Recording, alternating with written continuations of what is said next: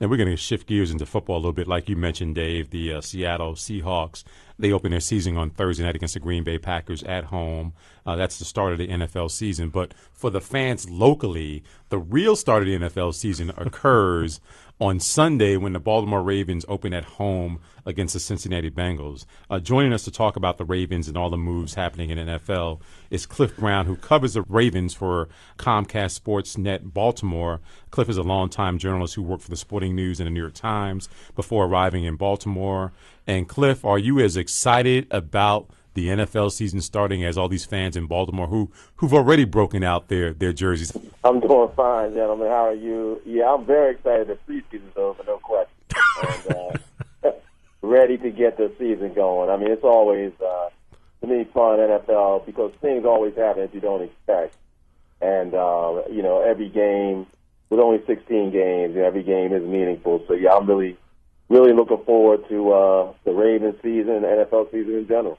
You can read Cliff's reports on Comcast SportsNet Baltimore online. And Cliff, you wrote a piece yesterday about the Ravens getting down to the 53-man roster. Were there any surprises in this final cut for the Ravens? Well, it was surprising that they kept 7 wide receivers. People were wondering if they were going to choose between Deontay Thompson and Kamar Aiken for the 6th receiver spot. And they actually kept them both. So they don't need to dress 7 receivers per week. I think they're still going to make some moves leading up to this Week 1 game against the Bengals. So keeping 7 receivers was a surprise. There were some minor surprises like cutting John Simon, a guy they drafted in the 4th round, linebacker from Ohio State, but they actually put him on the practice squad today. So I think the Ravens were pretty cut and dry for the most part about what they wanted to do. There were no veterans, longtime veterans that got cut. A Champ Bailey got cut down in New Orleans. Nothing like that happened with the Ravens. Their roster's pretty set. I think they pretty much know what they want to do, and they feel like they have an improved team. And we're about to find out if that's the case. Hey, Cliff, a lot of the preseason around the league in general, people try to sort of not take too much of it seriously, or at least those of us who cover it on a regular basis try not to take it too seriously. The fans are sort of a different story. But the Ravens really needed to find out what they had at running back and how much they could expect from that, because Ray Rice is going to miss the first 2 games off of that extension. You got a chance to see Bernard Pierce when he was healthy. You got to see all the other backups, the Justin Forsetts and all those guys. What did you see from them, and what should the Ravens expect from the other running backs during those first couple of regular season games? Well, Pierce and Taliaferro looked really good during the preseason.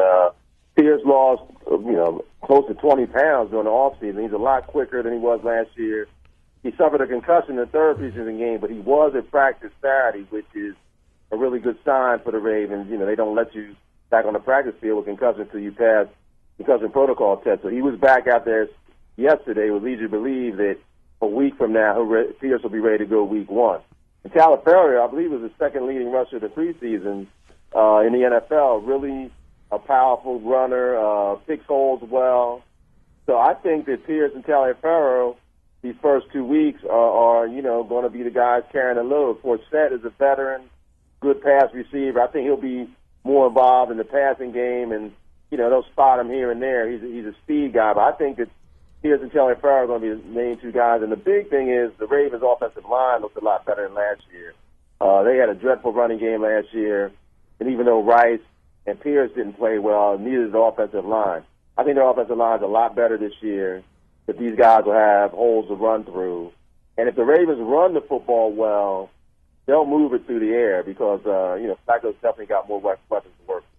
I want to ask you about Flacco, Cliff. I was watching parts of the game last Thursday, and there was a poll, I think I don't know if it was a local site or one of the New Orleans papers had a poll on the site whether Joe Flacco was as good or better a quarterback as Drew Brees. I think that he hasn't reached that upper echelon of guys like Brees and Brady, guys like Madden, guys who have consistently won big games and championships over the course of their career.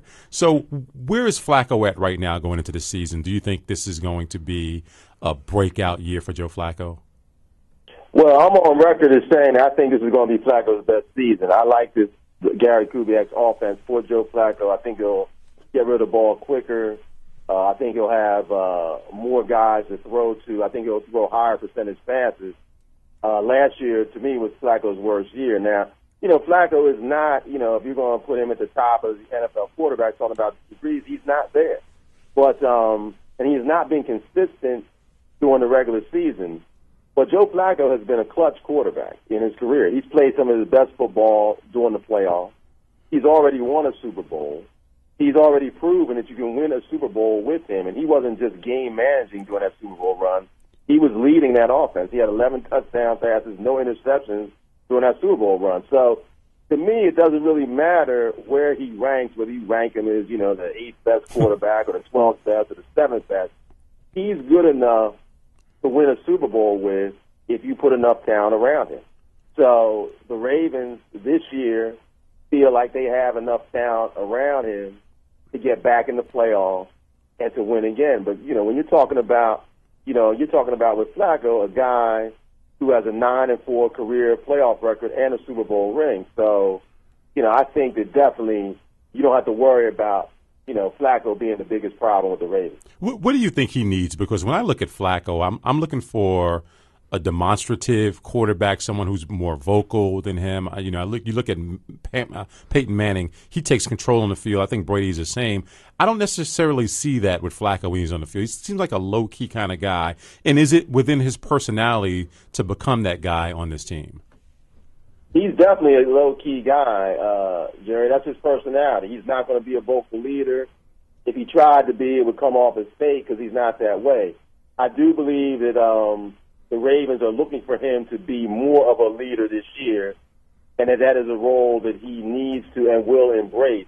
I think, joining a team that had guys like Ray Lewis and Ed Reed, it was easy for him to sit back and let those guys lead, and that's what he did. Last year was the first year that he didn't have those guys around. I think it was a transition for him. But this year, with those guys having already been going away for a year, I think that he's ready to be more assertive in that way. And I think the Ravens do need him to be that guy more so than he has been in the past. But I think that's something he can handle, and that's something we'll see if he steps up to the plate with that, but I think that he will. Cliff, where does Steve Smith fit into that particular equation, not just as a guy who can obviously make the offense look better and make Flacco a lot more effective, but also be a guy who can be an on-field leader and, again, sort of give Joe a little bit of a cushion in terms of not having to be that over-the-top vocal guy that he doesn't necessarily seem comfortable being? Well, I think that Steve Smith is natural for him to be a leader. I mean, that's who he is. He's been animated. He's been Steve Smith all through training camp. He's gotten in a couple of fights. He's been, vocal on the practice field. He's been the guy who, is running drills, the hardest among the wide receivers, the younger guys. He's been a heck of a role model for them as far as being somebody they can point to as a leader. And so, I think that Steve Smith is going to help the Ravens a lot. I think they kind of missed that attitude offensively last year. Anquan Bolden, when he left, he was that guy, a physical wide receiver, a leader. And I think the Ravens missed that last year. With Steve Smith, that has been now replaced. And I think that is something that he's going to bring, not only on the field, but, that attitude he brings off the field is going to be helpful. You listen to the Blacktopxchange Sports Report on WEAA 88.9 FM, the voice of the community. And you're listening to Clifton Brown of Comcast SportsNet Baltimore, who is their Ravens expert, and he's talking about the upcoming season. Cliff, the offense seems to have put together a lot of the pieces that weren't there last year. It seems like they're in a position to take the step up, to sort of replace the step back that they took last year. Are they the biggest concern on this team right now, or is there still some concern on the defensive side of the ball? Well, there are concerns on both sides. I think the biggest concern right now is their cornerback situation. They've got 3 corners nursing injuries, Jimmy Smith, Asa Jackson, and Ladarius Webb. So all those guys were on the practice field yesterday, but Webb hadn't practiced in about a month. And Asa Jackson's been out for about 3 weeks. So definitely I feel like going into this opener against the Cincinnati Bengals, start trying to cover a guy like A.J. Green, they're going to be tested, those corners. Even if those guys play, do they have the stamina to play 60 minutes, or they're going to be showing some rust?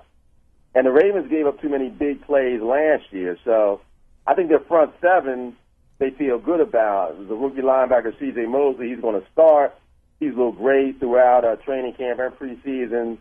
But that secondary, particularly the corners, it's going to be interesting to see Sunday how they hold up.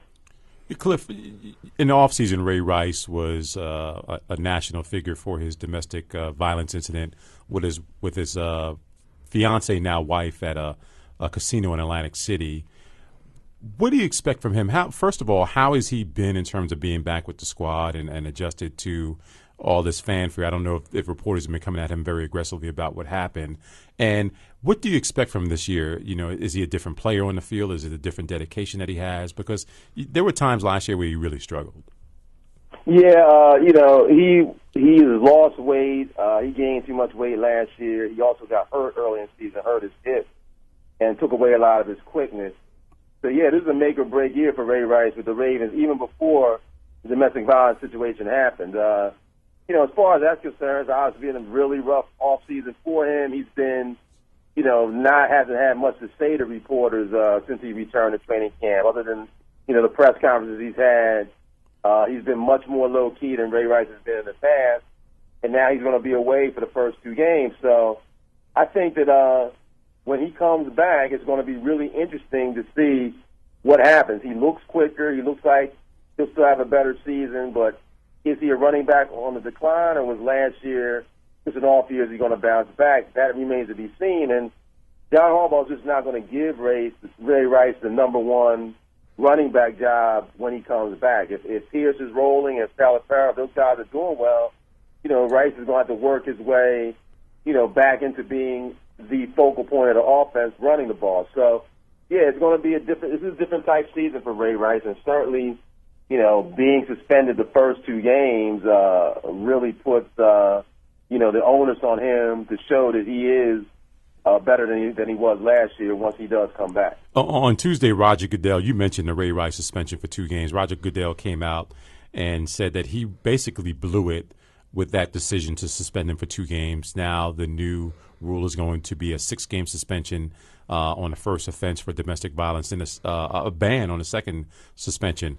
I'm curious, what was the reaction? Did you get reaction from the players in camp this past week? And what are your personal thoughts about that whole change in philosophy from the commissioner's office? Well, my thoughts are that, he did the right thing, raising the punishment. They were rightfully so heavily criticized for not reacting strongly enough, in my opinion. And I thought it was good that they did it before another case, and before another domestic violence case happened. We just saw, Ray McDonald this morning the 49ers get arrested for domestic violence. Had Roger Goodell and the NFL not come out with these stronger standards before that happened, then regardless of what they did to McDonald, people were just saying, oh, well, they're making an example of him because they knew they blew it with Ray Rice. Well, they did blow it with Ray, but they made it clear before the next case came before them that if you did this, you could expect tougher punishment. So, yeah, I think that was definitely the right thing to do after, correcting a mistake they had made in the past. Now, as far as the Ravens' reaction to it, they're hoping that neither Ray Rice or none of their players are involved in any domestic violence incidents. If they aren't, then it's not an issue for them. But, if Rice or anyone else or with the NFL is involved in this type of thing, then they can expect to be dealt with harshly, and I think that's a good thing.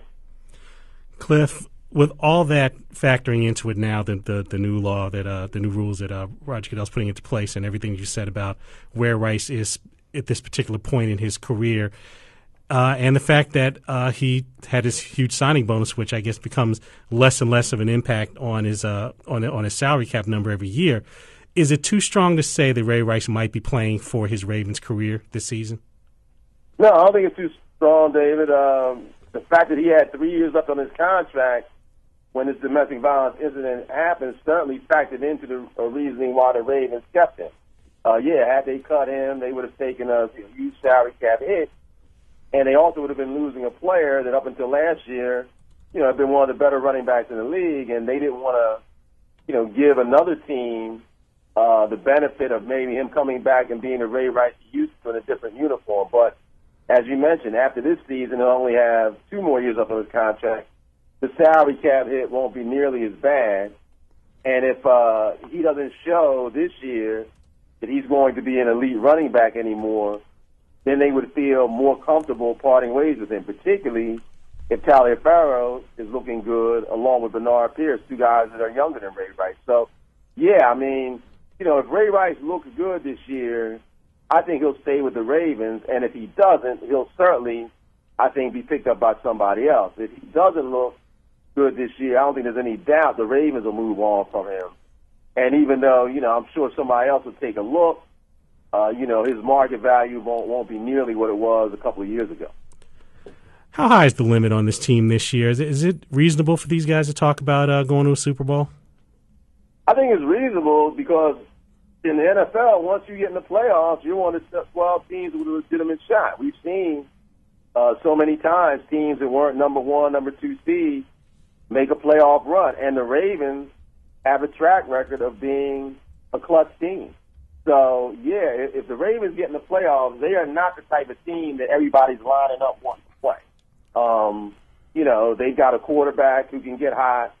They've got defensive players, who can make plays. They've got a coaching staff that prepares their players well. So, we've seen the Ravens go to Denver and win playoff games, go to New England and win playoff games. So, yeah, I don't think it's unreasonable to talk about the Ravens being a Super Bowl contender, but that's putting the cart, before the horse, as they say. I mean, you've got to get in the playoffs first. And I think that the NFC North or the AFC North is a 3-team race. I could see the Bengals winning it, I could see the Steelers winning it, and I could see the Ravens winning it. And, the Ravens are the only team in NFL that starts with 3 straight division opponents this year. They host the Bengals and Steelers the first 2 games, and then they go to Cleveland in week 3. So 3 weeks into the season, the Ravens will be halfway through their division schedule, and, we'll know a lot more about where they stand in the AFC North and whether they can be a contender this year. But, yeah, I definitely think the Ravens are, a contender despite not making the playoffs last year because, if they do get in the playoffs, they are capable of making a run. Hey, Cliff, we have about 2 minutes left, but before we let you go, I want to ask you about Michael Sam. One of the biggest stories this weekend was Michael Sam being cut by the St. Louis Rams. Do you think there's room for him on an NFL roster this season? And, what did you think about his performance during the preseason? I thought Sam helped himself this preseason. He showed he could rush the passer, that the NFL is not too big for him. I think that, yes, I think he is an NFL football player. I always thought the Rams roster, most people it would be difficult for him to make. I don't think they brought him in for show. I think they gave him a fair shot. I think he lost out, because they think that they had one defensive lineman, just one more defensive lineman they needed who was better than him. I think that I'm not surprised nobody else picked him up, although I thought that was a possibility. I think he's going to end up on an NFL roster, though, either with the Rams or with someone else. I think he